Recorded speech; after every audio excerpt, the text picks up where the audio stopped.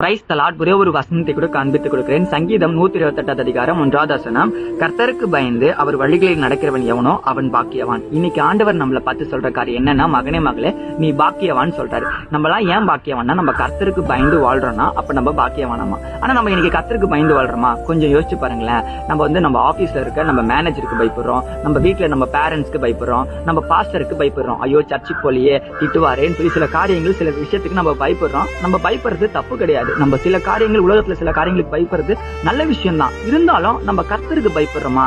இந்த பாவம் நம்ம பண்ணக்கூடாது ஆண்டு நமக்கு சொல்றாரு. இந்த நம்ம தப்பு பண்ணக்கூடாதுன்னு ஏசப்பா நமக்கு உணர்த்துறாரு. இந்த டிவில நம்ம பாக்குறது இது பாவம், இந்த போன்ல நம்ம இது பண்றது பாவம், நான் இந்த ஃப்ரெண்ட்ஸோட சுத்தும் போது எனக்கு இந்த பாவம் வருதுன்னு சொல்லி சில காரியங்கள் சில அசுத்தங்கள் பாவங்கள் நம்ம லைஃப்ல வரும்போது அது நமக்கு தப்புன்னு தெரிஞ்சு நம்ம பயந்து நம்ம அதை விட்டு விலகிறோமா, நம்ம துணிகரமா தானே அந்த பாவம் செய்யறோம். அப்போ நம்ம பாக்கியமான வாழணும், நம்ம இந்த உலகத்துல சந்தோஷமா இருக்கணும் அப்படின்னா நம்ம கர்த்தருக்கு பயப்படணுமா? கர்த்தருக்கு பயப்படுறதுனா என்ன? கர்த்தருக்கு பயந்து தீமையை விட்டு விலகணும்னு சொல்லி இன்னைக்கு ஆண்டவர் சொல்றாருங்க. அப்போ ஏசப்பாக்கு பயப்படுற பிள்ளைகளா நீங்க இருக்கீங்கன்னா ஒண்ணுமே நீங்க பண்ண தேவையில்ல. ஐயோ ஏசப்பா பார்த்தா பயமா இருக்கே அப்படின்னு நீங்க சொல்லல. நீங்க உங்க வாழ்க்கையில இருக்கிற பாவ காரியங்கள் எல்லாத்தையும் விடணும். அது விடுறதுக்கு ஏசப்பா உங்களுக்கு பலன் தருவாரு. அன்னைக்கு 2 திருடனை சிலுவையில அறையிறாங்க. அதுல ஒரு திருடன் சொல்றான், ஐயோ நீ கடவுள் தானே அவனை காப்பாத்திக்கணும். ஆனா இன்னொரு திருடன் சொல்றான், ஆண்டவரே உங்க ராஜ்யம் வந்து என்னை நினைத்தரலன்ட்டு. அங்க ஏசப்பா அந்த திருடனுக்கு பாவ மன்னிப்பு கொடுத்தாரு.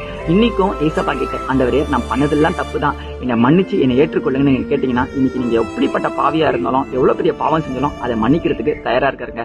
கேட்டு பாருங்க, பாவத்திற்கு மன்னித்து பெற்றுக்கொள்வீங்க. இதை நீங்க விசுவாசிட்டீங்கன்னா ஒரு அமெண்ட் போட்டுக்கோங்க. இதே போல ஆவிக்குரிய வசனங்களுக்கு என்ன ஃபாலோ பண்ணிக்கோங்க.